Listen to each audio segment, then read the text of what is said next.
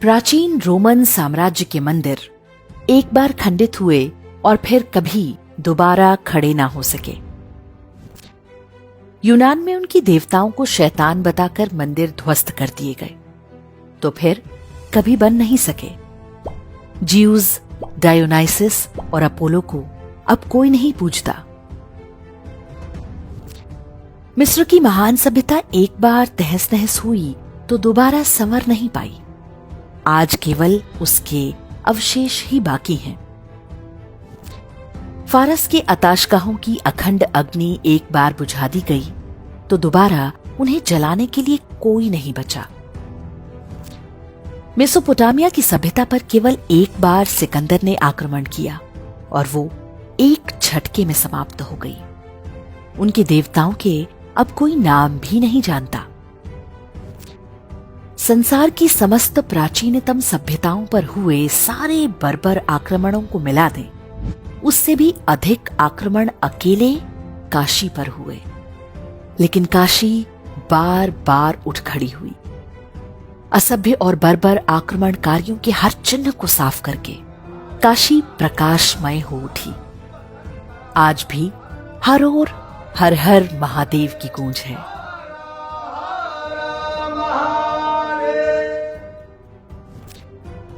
संसार के सारे असभ्य मिलकर भी सभ्यता का नाश नहीं कर पाते। धर्म कभी भी समाप्त नहीं होता। धर्म के कार्य के लिए ईश्वर कब किसका चयन करेंगे, ये कोई नहीं जानता। इतिहास में इसके ढेरों उदाहरण भरे पड़े हैं। मोहम्मद गोरी और कुतुबुद्दीन ऐबक ने काशी का विध्वंस किया, तब जानते हैं कि वहां के मंदिरों और घाटों का पुनर्निर्माण किसने कराया? कन्नौज नरेश जयचंद के पुत्र राजा हरीशचंद्र ने। और वो भी तब जब चंदावर के युद्ध में वो गोरी की सेना से पराजित हो गए थे। सिकंदर लोदी के समय हुए ध्वंस को ठीक कराया अकबर के दरबार में रहने वाले राजा मानसिंह और राजा टोडरमल ने। राजनीतिक कारणों से लोग भले 1000 टुकड़ों में टूट जाएं, महादेव की शरण में आकर सभी एक हो जाते हैं। क्या ब्राह्मण, क्या क्षत्रिय, क्या यादव, क्या गुर्जर, क्या वैश्य। काशी विश्वनाथ मंदिर को औरंगजेब ने तोड़वाया तो एक दीवार छोड़ दी, इसलिए ताकि काशी आने वाले तीर्थयात्री इस अपमान को सदियों तक अनुभव करते रहें। अपवित्र और खंडित हो चुका ज्योतिर्लिंग हिंदुओं की हार का स्मारक बन गया। किंतु आसुरी मानसिकता का उत्तर कोई दैवीय सभ्यता कैसे देती है, ये भी ध्यान देने योग्य है।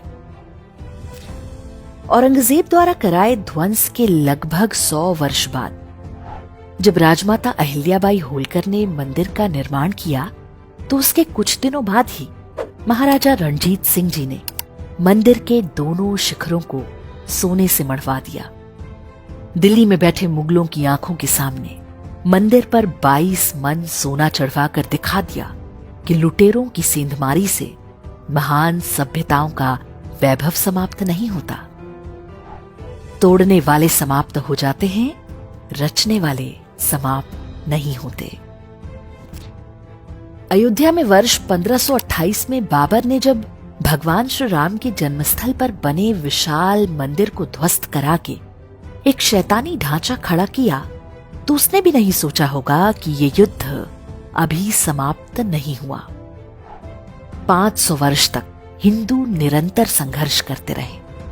अंततः खंडहरों के नीचे से भगवान श्री राम का भव्य मंदिर उठ खड़ा हुआ।